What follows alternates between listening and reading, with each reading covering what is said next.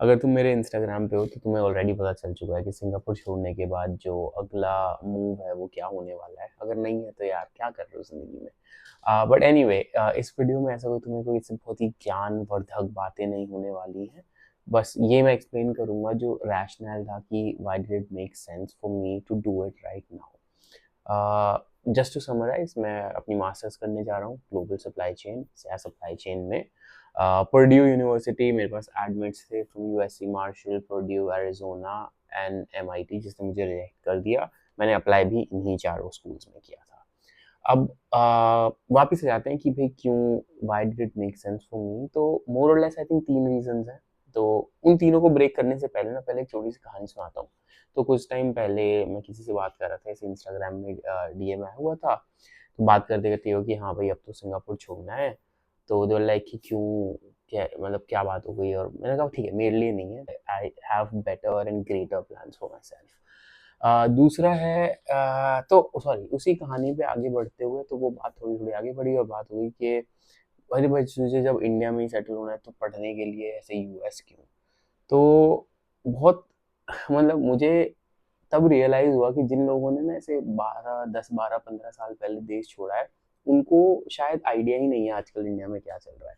तो I had to send her ऐसे screenshots कि गुड कॉलेज इन इंडिया, इसका acceptance versus a good college abroad in US, people are dying to get into. तो उसका और दोनों के में ना बहुत ज़्यादा लाइक ये सेकेंड 0.0 समथिंग है, वो 5% 4% पे आ रहा है, तो बहुत डिफरेंस है।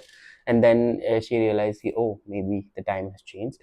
So to put in perspective, the पहला reason है which is I don't think कि मैं उतना स्मार्ट हूँ कि मैं अच्छे इंडियन कॉलेज में आई कैन गेट इनटू।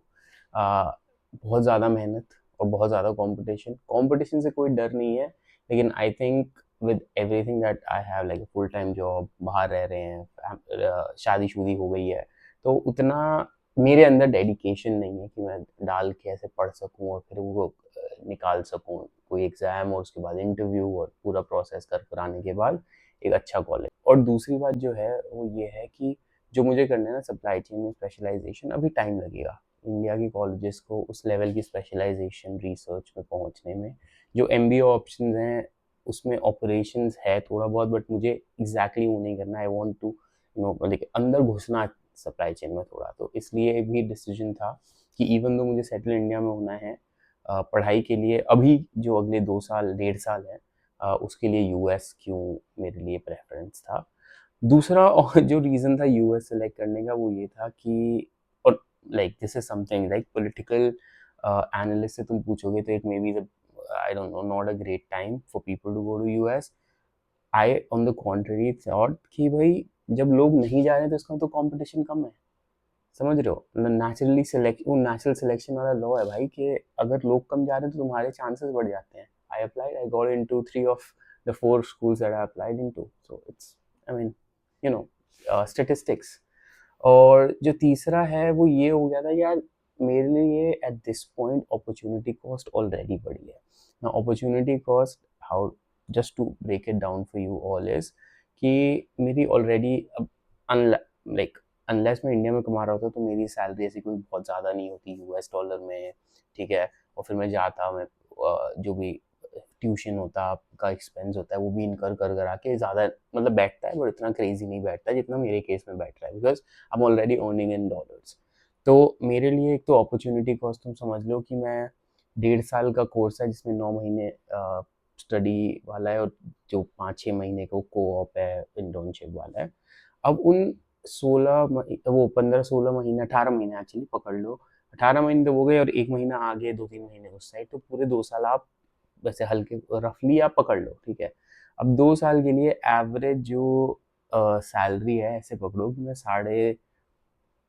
11 11 साढ़े 11 हज़ार का आप पकड़ लो अगर। तो एक तो ये मैं पूरा पैसा लूज कर रहा हूँ। उसके बाद से मैं जो एक्सपेंस और मैं इनकर कर ही रहा हूँ जो मतलब यूजुअल केस में भी होता। तो anyway like anyway I am like close to $250,000 US dollar in, like I am losing the money. पर ठीक है, तो मेरा लॉजिक ये था कि अभी वो $250,000 है, अगर मैं 2-3 साल बाद और करने जाऊँगा तो वो और बढ़ जाएगा opportunity cost. So let's just get done with it. और मास्टर्स तो वैसे भी मतलब करनी ही थी। मेरा जो स्टैंस हमेशा रहा है वो ये रहा है कि भाई जेनेरिक एमबीए और लो मतलब not not so reputed college से एमबीए तो मत करो। इससे तो अच्छा तुम जो कर रहे हो नौकरी कर लो 2 साल। अगर कर रहे हो तो स्पेशलाइजेशन करो या फिर एमबीए करो तो अच्छे कॉलेज से करो ताकि तुम्हें आगे एम्प्लॉयमेंट में थोड़ी भाई हेल्प हो जाए। तो मेरा स्टैंड टोटल ये है अभी भी, और मैं अभी भी इसी पे बना रहूँगा। तो बाकी भाई इसके अलावा ऐसी कोई रीजनिंग नहीं थी मेरी कि मैंने अभी क्यों अप्लाई किया। It was more or less tough to get in to an good Indian college. Second, of course, the timing is great if you were like, I don't know, dude, if you are not just, worried about everything happening around the globe. And the third thing is obviously the opportunity, because at this point, this is the minimum that I'm going to lose. So let's just get done with it. But आगे अब of course अगली जो videos आएंगी उसमें मैं explain करता हूँ कि भाई मेरा क्या कैसे सब कुछ हुआ end to end in terms of steps, पूरा process from applying to getting into it, and also like on my way, like right now I'm on my way to the US. तो करते हैं तुम्हारे लिए ब्रेक डाउन करते हैं सब कुछ अगले वीडियो में। So stay tuned.